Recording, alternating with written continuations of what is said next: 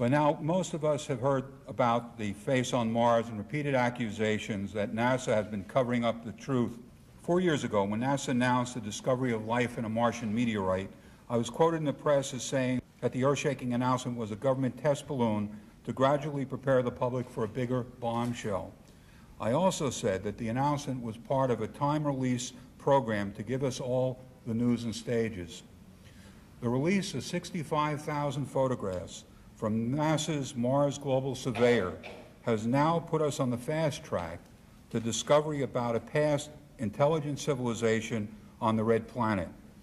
This is NASA's uncover-up, if you will. And the space agency, and I haven't said this in the past, but I'll say it now, is to be congratulated for finally making these photographs available to the general public. Today's press conference is truly historic.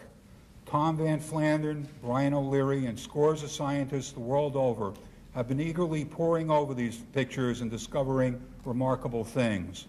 Strap yourself in. We're about to see compelling proof of artificial structures on Mars that could have profound implications for the history of the human race.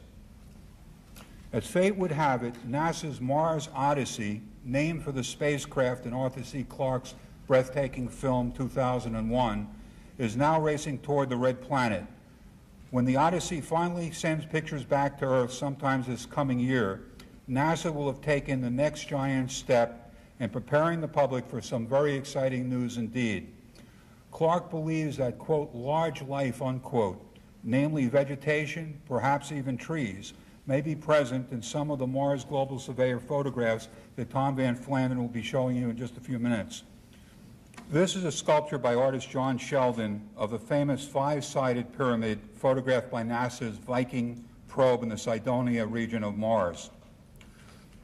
But as the late Carl Sagan pointed out in his television series Cosmos, the Elysium area also has pyramids, and these pyramids, very seldom spoken about, are said to be twice as tall as the World Trade Center. How could that be, twice as tall as the World Trade Center? Geologists insist that the wind would have to be blowing from 3 directions, all at the same speed, for the pyramids of Elysium to have been formed naturally. And then there are the glass-like tunnels, which are at least 60 feet in diameter with exposed sections running 1,000 feet long.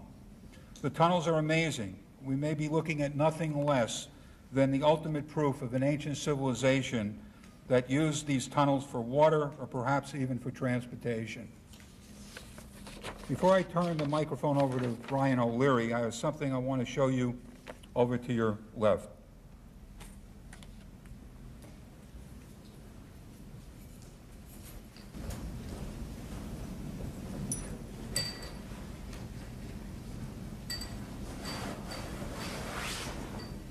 The face on Mars is back. This sculpture is made by artist Salvador Rosilio and based on the original Viking photograph of the face on Mars. It shows a giant sphinx-like figure with human features in Cydonia. And now a new photograph has been released that's really going to make you sit up and take notice. It's an entirely new face on Mars, and this time it appears to be the face of a woman wearing a crown. Okay, and now I would like to introduce Dr. Brian O'Leary.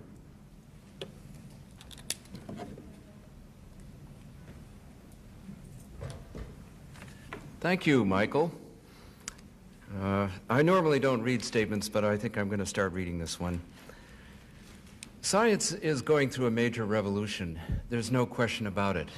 We are living in exciting times in spite of what government agencies might tell you. And probably in no area has there been more misunderstanding than in the area of the search for extraterrestrial intelligence. Whenever anybody embarks on this search, there seems to be great controversy, great misunderstanding.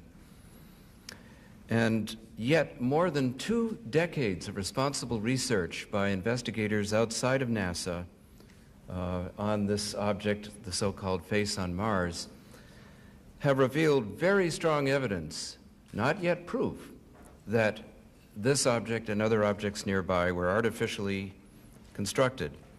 And yet NASA and its contractors have shown no interest in these objects and have obfuscated the research.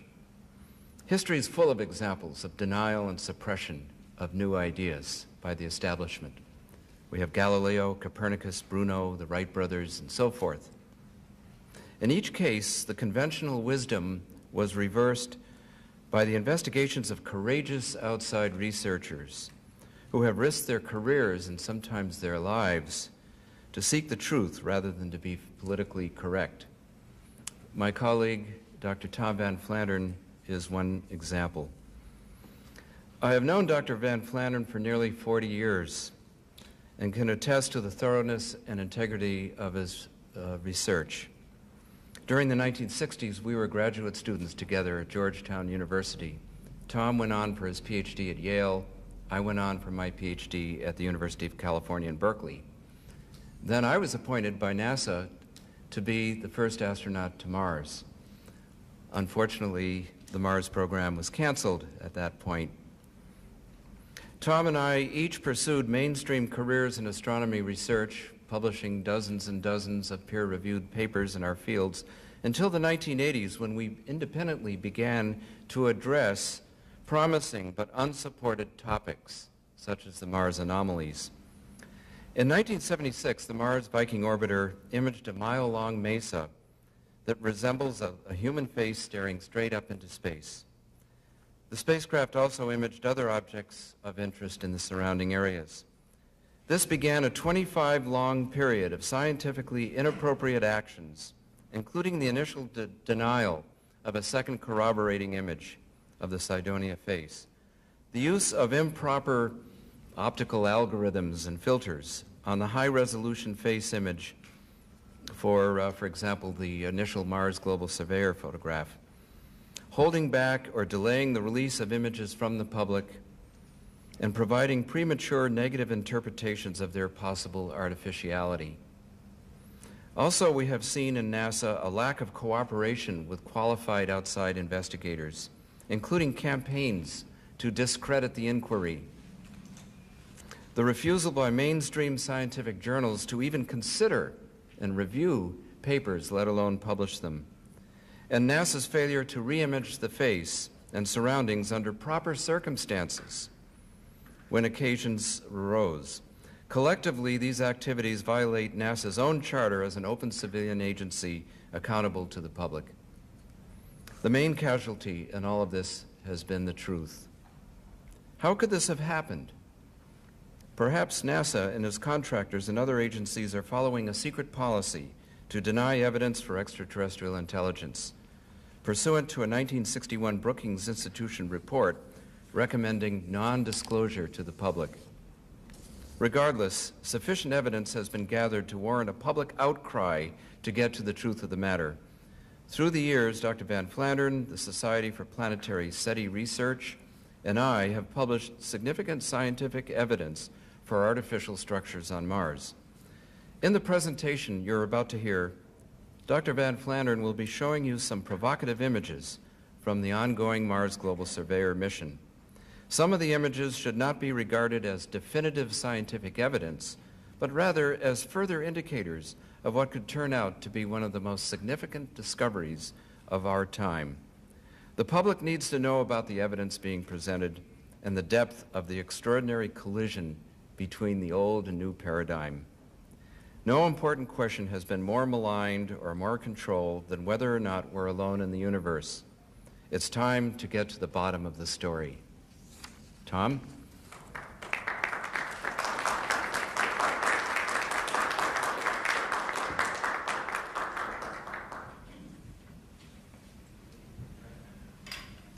Good afternoon.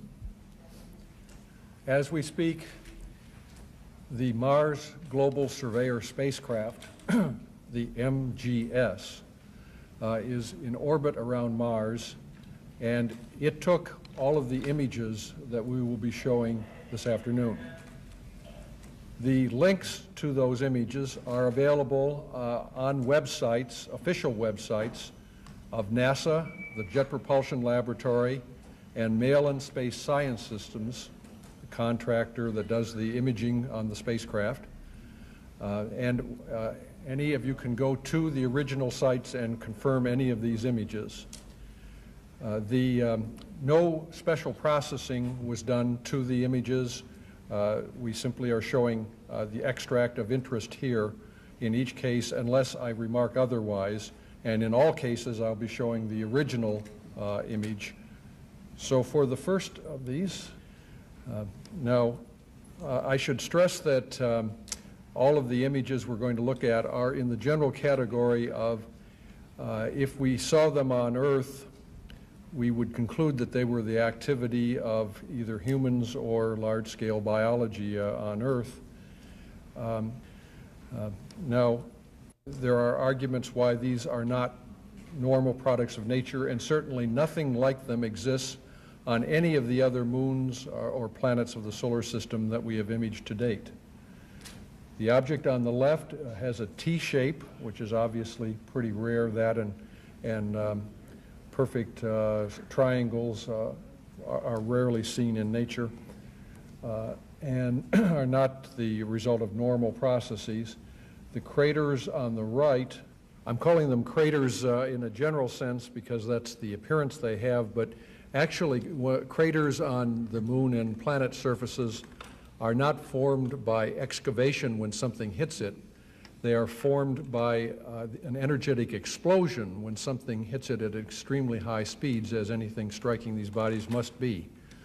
The gravity fields guarantee a minimum speed high enough to vaporize completely the impacting object. So the crater is formed by explosion, and therefore to find a flat bottom, high-walled crater, that can't happen from an explosion. Likewise, to have a crater, the shape of the elongated object there cannot happen from impact either. You can get a slightly elliptical crater, but not something with that extreme shape. The next picture is in a different category of glassy tubes. The glassy tubes are seen in dozens of places. Since we've sampled only 1/1000th of the surface of Mars so far at high resolution, they must be all over the place. They are networked. We've established that it is not an optical illusion. They are really tube-shaped. They are not easily explained as dunes or lava tubes. They seem to be translucent. In fact, in this case, that bright spot seems to be a specular reflection of the sun, implying that the surface must be glassy or metallic. Natural surfaces don't ordinarily give you specular reflections. This is an object, one of several in this area, which if we saw it on Earth, we would say, well, that's a tree seen from above. But Mars is supposed to be a lifeless planet. Yet we see the radial structure around a central trunk. We can see several levels of branching. We can see shadows cast on the ground. These are clearly not on the ground geologically. They are above it, casting shadows downward. This is one of the images that led Arthur Clarke to say he's 95% certain that Mars has large life on it. This is what he means by that. And this is one of many examples of what we would ordinarily interpret as vegetation on the planet. Here's the category of infrastructure, and I showed this one out of several because triangle shapes require a special explanation, and here there's so many of them so similar. And even if those are shadows, you still have an unusual number of monoliths, large monoliths, all of the same size and shape. Not only that, but they are organized, not randomly placed at all, but there are long curved arcs on both sides there, and they tend to be lined up in the horizontal direction.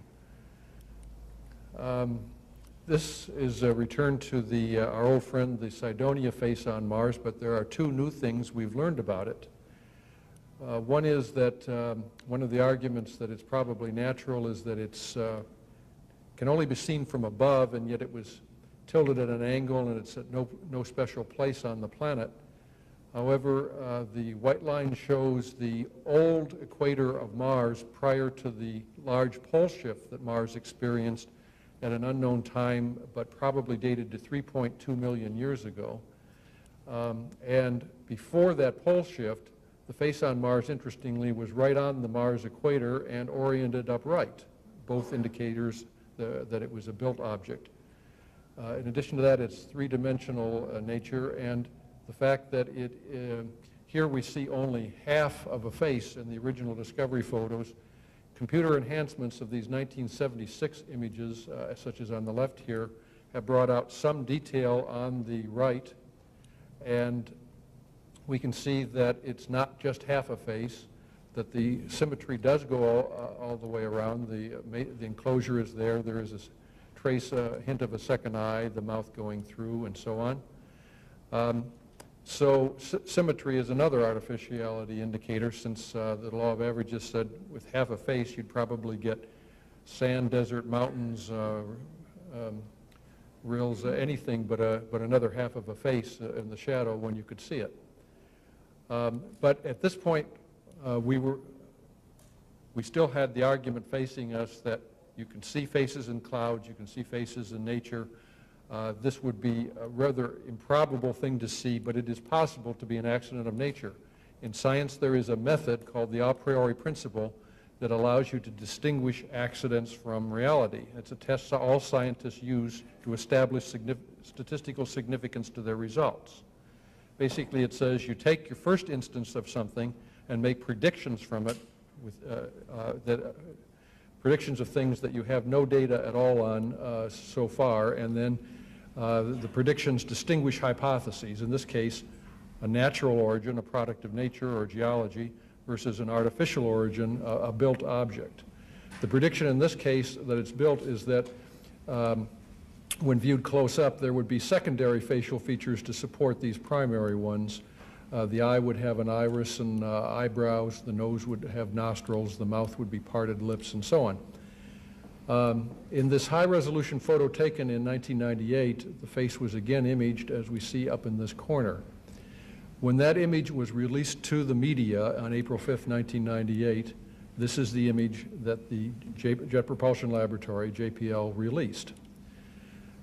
This, anyone would agree, is a very natural-looking object. It does look like a pile of rocks and make the face look like an accident. The trouble is that it doesn't look anything like the previous image, and there's an even bigger problem for the scientists. It doesn't look like the data that came down from the spacecraft either, and that's a more serious problem, the data that this image was based on. Well, on the JPL website that is cited in the press kit, you can go there and you can see this image and the actual image that it was based on, side by side, and the recipe for how JPL got from one to the other. They put the actual image through a high-pass filter, then through a low-pass filter, then they averaged the two to get this image.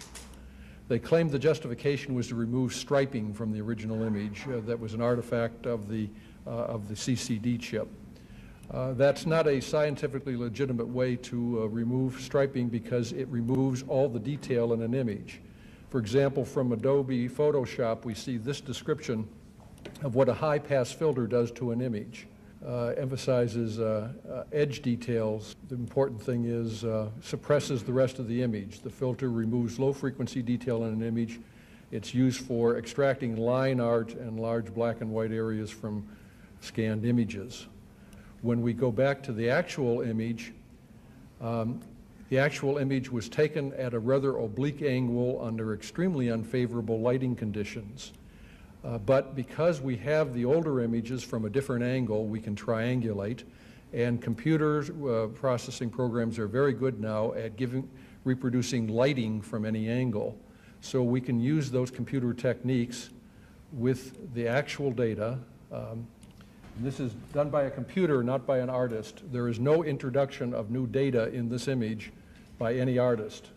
It is just rearranging the features you see by computer instructions to restore a high angle of lighting, put the shadows in the right place, and to restore an overhead view from this oblique view to one side. And here's what happens when we do that. There's the lighting restored, and now we rotate to a view from above. And this is what the object actually looks like, as best we can tell at this point. So both the other scientific arguments and the new view of the face certainly have our attention with regard to perspective artificiality of this object, but there is more. In this image, to the amazement of everyone, including the scientists involved who made these predictions, we can see two nostrils at the end of the nose, we can see an iris inside the eye socket, we can see an eyebrow feature over the eye socket, we can see that the mouth does consist of parted lips. All of those predictions that were made in advance to distinguish artificial from natural were fulfilled in favor of an artificial or built object in this image. Moreover, they are fulfilled in a most interesting way because there is no background of similar features from which we can pick and choose the ones that fit our preconception of a face. So, when all is said and done, this a priori principle that I mentioned allows us to calculate the odds, the calculated odds of the face itself being found by chance only apply to the next instance, not to the one already found. That can be a face in clouds effect, however improbable it is.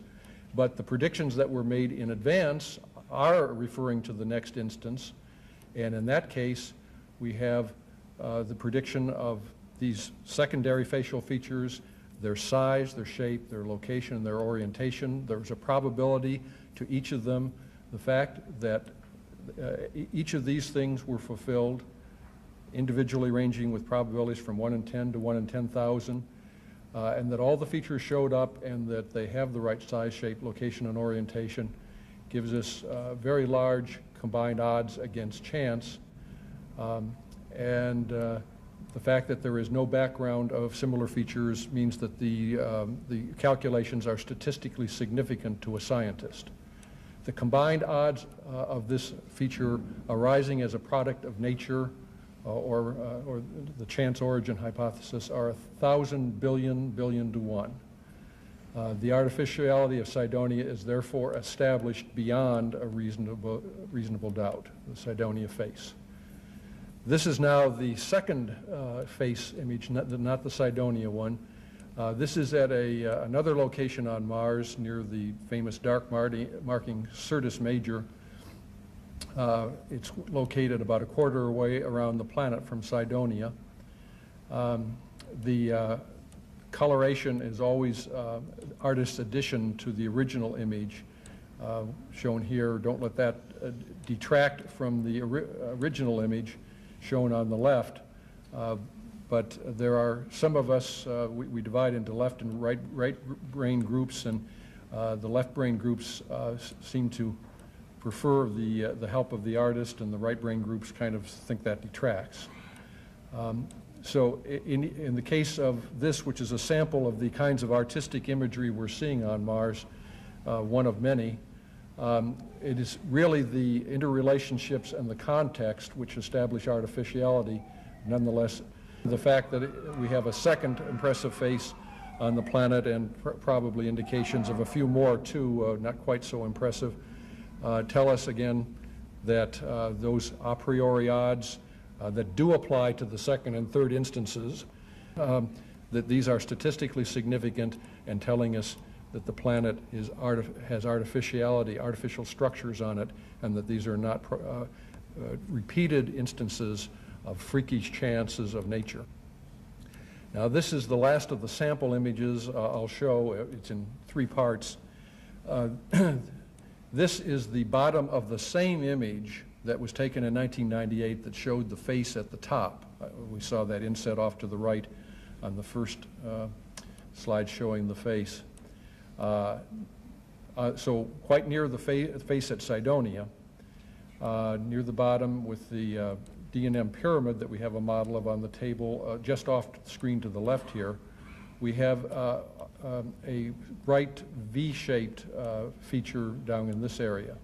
So just concentrate on the bright feature in that area, and notice that just above it is a darkness that's not otherwise resolved, just above the bright V, right in here, and a little more above and to the left of it. When we magnify that area without any processing or alteration, what we see is here's the bright V-shaped feature.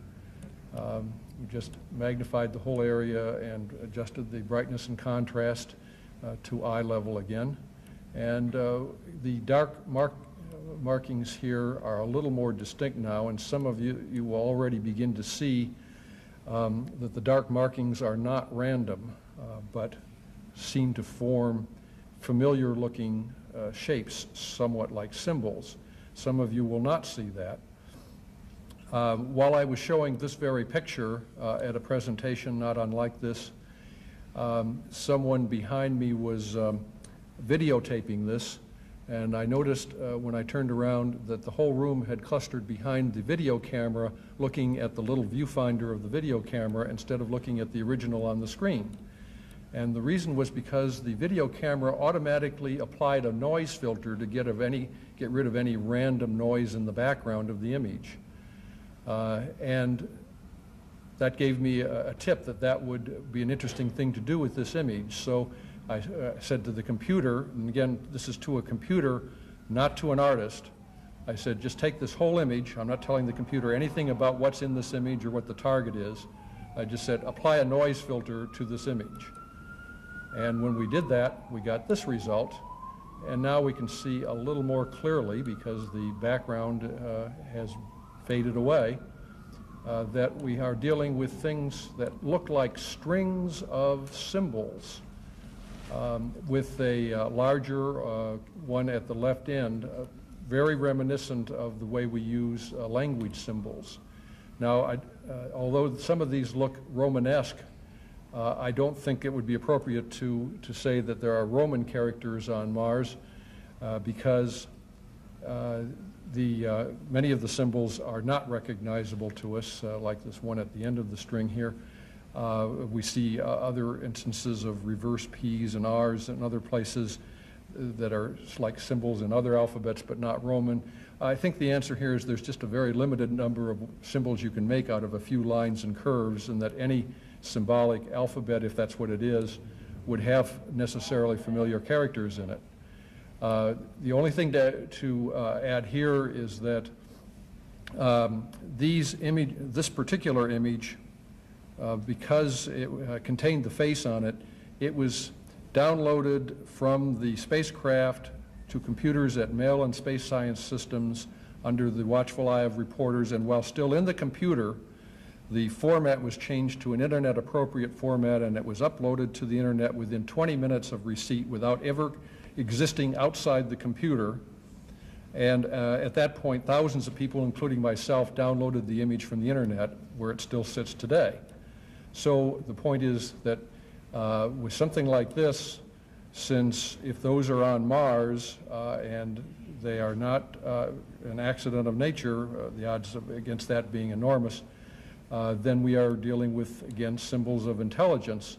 So the question arises, did somebody accidentally or deliberately write those onto a photograph at JPL or Mail and Space Science Systems? That wasn't possible in this case.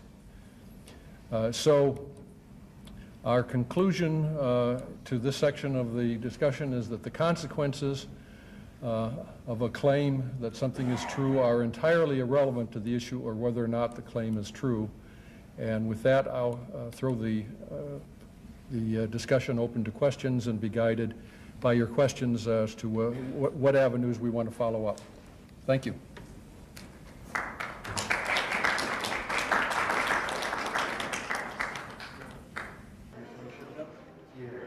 The question is, could the civilization on Mars have been lost to war? Well, we don't know too much directly until we explore and get some ground truth here about the origin or the demise of the hypothetical civilization here. But we do know, and this is standard science that is accepted by all the planetary geologists, that Mars at some point suffered a horrendous cataclysm. Now, as to what the nature of that cataclysm was, that's where opinions divide. I think there is evidence that Mars was at one time a moon of a larger planet that exploded in the not all that distant past, millions rather than billions of years ago. Here are just a few of the items that suggest that the cataclysm was that kind of an event. Mars is strongly cratered on one side. The craters are saturated on about half of Mars, and very sparse, hardly any cratering at all on the other hemisphere, which again suggests a cataclysm on one side or the other. The standard view is that there's a cataclysm that removed the craters on the smooth side. I think it's more likely that there's a cataclysm that produced the craters on the saturated side. The crust is 20 kilometers thicker on one side and only 1 kilometer thick on the smooth side. The pole suddenly shifted about 90 degrees in one fell swoop. The original dense atmosphere is now gone, swept away by something. There are fission byproducts, things unique to massive explosions, usually artificial explosions, such as xenon-129, found in extra abundance on Mars. So that's just a sample of these indicators of a cataclysm. If there were a civilization either there or on the parent world, they would have been facing extinction at that point unless they were able to migrate elsewhere. How do you differentiate the importance of the structures and faces found on Mars versus what can be seen on moon photos? I would differentiate the features we've seen on Mars from those on the moon in a number of ways. We see lots of faces on Earth too, faces in mountains and in topography, and of course, as everyone knows, we see faces in clouds, all kinds of natural formations. What distinguishes Mount Rushmore from the others is that there is a context and the level of detail and the fact that it's three-dimensional instead of two. Only in the case of the Cydonia face on Mars have we established three-dimensionality to the facial features. So the nose really is the highest point on that face. The eye sockets are really recessed. The original explanation when it was first seen is it's a trick of light and shadow. Well, in the case of the Cydonia face, it's a trick of light and shadow that exists at all lighting angles and with all shadows, because it's an actual three-dimensional sculpture. That's a strong determining factor in favor of artificiality, but the strongest argument is the fact that we have two generations of images. With the first one, we are able to make predictions. If this is natural, then this follows. If this is artificial, then this follows. All of the predictions of the artificiality hypothesis were fulfilled dramatically at levels that are just impossible to arise by chance. So that's the answer I would give. Yes. Yes, is your conclusion that we're dealing with only ruins from a long time ago, or with also currently inhabited structures? And if currently, obviously wouldn't be from Earth, but from Mars.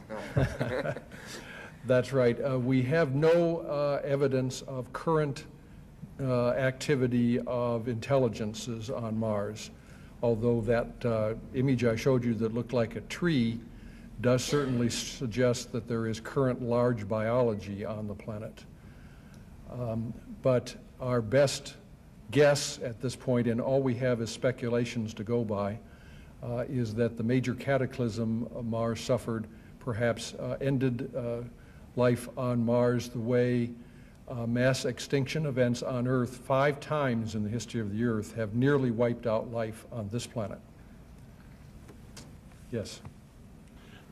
Do they know the location of where the seemingly feminine face is, so they can in general go by that area again and give us maybe 1,000 more pictures of that face?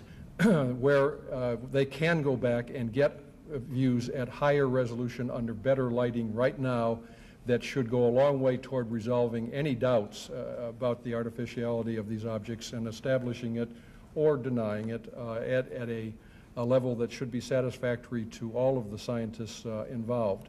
So we hope that NASA will take the opportunity to follow up during the remaining short lifetime of the spacecraft. Sir, you're aware, and you've even said, that there is, in large part, ridicule and or denial. How would you tell the layperson in that 20 seconds you'll get on TV what it is you believe did or does exist on Mars? I would say that in an examination of the images we now have, there are 67,000 of them, of which we have examined several thousand in close detail. We've turned up anomalies so unlikely to be products of nature, and in some cases fulfilling a priori predictions and having relationships and contexts that support artificiality, that the conclusion that there are artificial structures on Mars is now beyond a reasonable doubt. To the skeptic who says, I won't believe it until the government tells me, you would say? Here are the pictures. All we're asking for is that the spacecraft that is there now and the one that is on its way there now be pointed in this direction to get pictures that confirm or deny these hypotheses to everyone's satisfaction. Considering that the MGS was several miles high when it shot the pictures of what you alleged to be vegetation, is there any idea as to the circumference of the vegetation, of what you believe to be vegetation, and also the tubes? Could you tell us, as it looks like there was a reflection from an object that you were calling the tube, do you have any idea where the sun was in the sky at that point in time so that we could determine what was being shot from the MGS, Mars Global Surveyor? Yes. Taking the last point first, the sun was at 2 o'clock, which is at the just 30 degrees past overhead to the west. So it was in the right position to make that reflection, given the orientation of the tube at that time. The scale of the tree picture I showed, the largest one, was about 100 meters in diameter, which is rather large for an Earth tree, but Mars is in a much weaker gravity field, and structures, trees that big, are conceivable there. We really haven't even begun to study the possibilities, because up to now there's been no reason to believe there was Mars biology, but now we think there may be, and that would be an active field for further interest. If with future flights we'll see that these faces and sculptures are just natural formations, if they are, that is, would you continue looking for other signs of life? Well, the scientists involved are strictly researchers. Whatever the data shows, that's good enough for any of us. We're not pushing any agenda. Or will there be a continued effort even though? Well, there are 67,000 images already in the queue and tens of thousands more coming down the pike. We want to see what's there, don't you? Yes, definitely. So we'll keep looking. Brian has something he wants to add. Yeah, I think that's an interesting question, because you have to look at the cultural context of what's been going on. For 25 years now, we've had this face image, and yet NASA has been totally ignoring it. Most of the people that are on the investigation teams that have been funded by NASA, and I used to be on one of the teams, I was on the Mariner 10 team. I was deputy team leader of the Mariner 10 Venus-Mercury mission. Mike Malin, who's in charge of the imaging for the Mars Global Surveyor, was a graduate student then. He basically worked for me. And since I began to give credibility to the inquiry, not necessarily the result, then all of a sudden I was out. Not one penny from NASA, not one acknowledgement. This is what's happening culturally. And if you understand that, then you begin to see the pattern. The geologists on the Mars Global Surveyor team look at Mars through geological colored glasses. So they're going to be looking for canyons and signs for water erosion and so forth and so on. Whereas some of us outside of NASA have culturally coalesced, admittedly in a kind of an ad hoc way, because we haven't been organized or funded for any of the work. And so if you look at it from that point of view, you begin to understand how it might be that these investigations actually are every bit as credible as the ones that happen within NASA. It's just culturally different. Sam. In your opinion, why has NASA refused to give any credibility to any possibility of non-terrestrial life, past, present, or future? All these stories about the Brookings Institution report and sociologically this and people this. You know, we've grown up through 40 or 50 years of sci-fi movies and young people being interested in the subject. That won't wash anymore. What do you believe is the real reason NASA is putting the lid on this information? My guess is that the Brookings Institution report, which is a very important report, basically recommended a policy that the U.S. government would not admit to any evidence for extraterrestrial intelligence. So it's been obfuscated ever since, well, it goes way back to Roswell, actually. If you look at the paradigm of inquiry in extraterrestrial intelligence, the only one that's really passed the mustard, and that was through the efforts of Carl Sagan and some of his colleagues, was the radiotelescopic search for extraterrestrial intelligence, radio signals. But that paradigm is very limited, and it makes a number of cultural assumptions about how extraterrestrial intelligence might manifest. What we're looking at now are probable artifacts on another planet.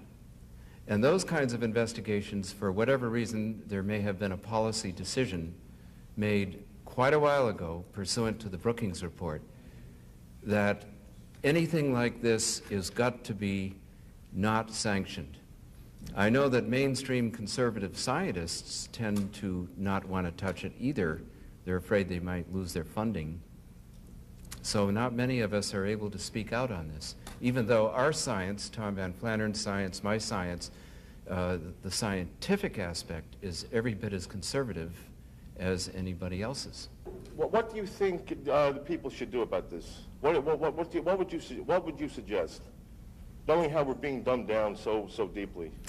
I think we need to broaden the education. I think people need to have more courage to go for the truth rather than go for what's politically correct, that we are living in a dark age right now. We're going toward fossil fuels, the wrong direction.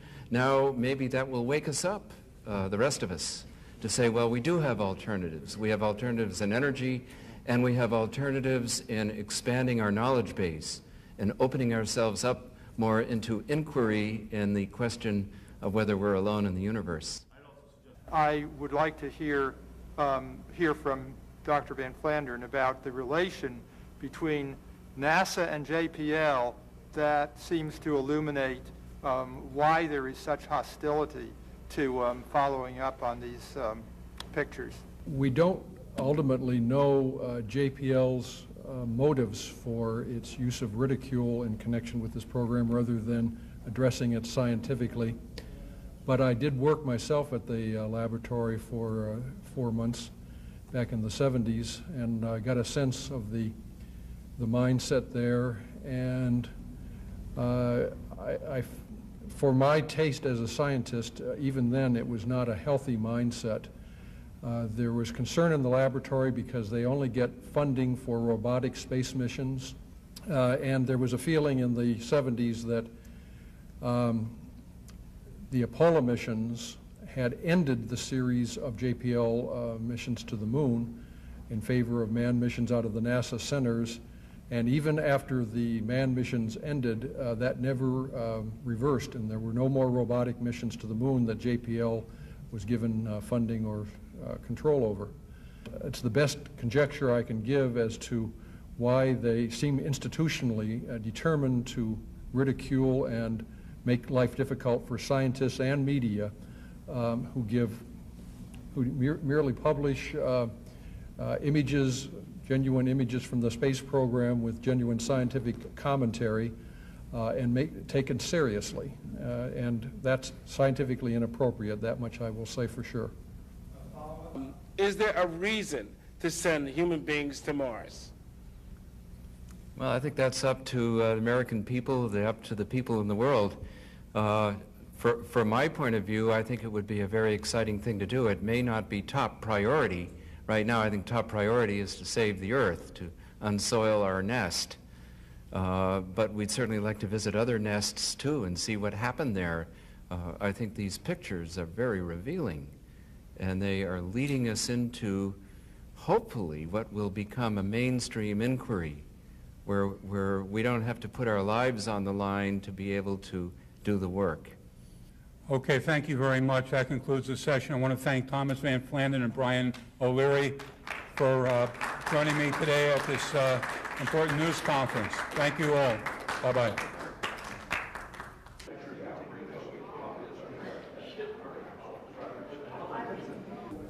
There is a strong mindset by the people in charge of the Mars exploration program that we don't, we are certain that the idea of artifacts on other planets and moons is such a long shot as not to be scientifically worth considering, and that the standards of the public and some of the scientists investigating these are too low, and they're seeing the kinds of faces everybody sees in clouds and mountains, and they do not spend their valuable time looking at the reports, looking at the work of the researchers, reading their papers.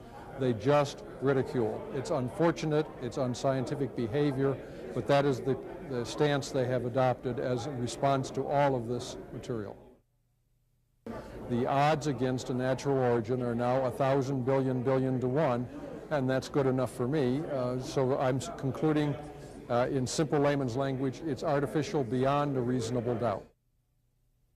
We don't know the motives of the builders or the intelligent species that we now think once inhabited Mars, but the fact that they are showing things so frequently familiar to us, so terrestrial in nature, suggests that this was not part of infrastructure for an indigenous civilization, but rather it was something like what our own moon will resemble in 1,000 years from now when we have tourism visiting the place and viewing from space stations in orbit.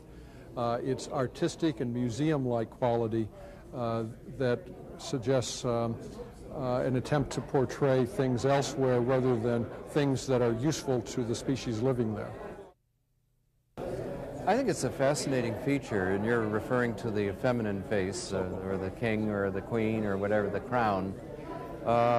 It has a very interesting and restful quality, but the original face on Mars is still, I think, scientifically the most convincing, because the three-dimensional structure of the face is very face-like. And we know that now from 2 Viking pictures that were taken at different sun angles. So we were able to pair them up and get a three-dimensional structure, which makes it more like Mount Rushmore than the Old Man on the Mountain in New Hampshire, which is just a one-dimensional thing. You know, I think the important thing at this time is to establish the credibility of the investigation and to look at these objects openly and not with the kind of censorship and ridicule and cover-up that NASA has been involved in. I think NASA may be following the Brookings policy 1961, which basically said that if there's any discovery of extraterrestrial intelligence or artifacts in the solar system, that this should be kept from the public. And I think that's been happening across the board. But it's very obvious to me that through the years, the accumulated evidence for the UFO phenomenon, for the anomalies on Mars, the crop circle phenomenon, that right now there's this tremendous paradigm collision going on. There's a conflict between 2 very different points of view. And the forces that are covering this up and obfuscating and steering people away from orderly inquiry, I think is a crime against humanity. Sal, how long did it take you to create this giant face on Mars sculpture? It took about 3.5 months for it to be completely dry, because it couldn't be handled before that. It's made of paper mache. What were your feelings as you worked on it over that long period of time? Well, as I concentrated on the face, half of the face was not visible, so I had to make up what was in that shadow part. The main thing that I saw was that had been a huge cataclysm that created a flood, a huge flood that sort of wiped the whole planet, like washed it. You see? I felt that the face had been washed. What do you think of the new face on Mars? Oh, it was shocking. When you show me that face, it was shocking. I mean, this face is so realistic. Like the man mentioned, that face has emotion. This face I could not make up whether it was an animal, an extraterrestrial, a human, but the proportions are right between the forehead, the nose, and the chin. You know, it's a face. And the new face, it's almost unbelievable. Well, the implications would depend a lot on what that means in terms of are we alone, or how does the human species fit into this picture? And there are still two almost diametric possibilities there. It may turn out that this is evidence for somebody other than us, or it may turn out that this is newly discovered evidence of our own prehistory, and that there was something like the human civilization was at an advanced state on another world, and when the cataclysm came, they had to send as many members of the species as they could elsewhere, possibly to Earth, to survive, and that the human race then evolved from a new beginning from those survivors. I think the public could handle it. I think the public, I'm very much a populist. I think that people need to wake up and see that we do have energy alternatives, that we do have what looks like life out there beyond the Earth. And I think the public's ready.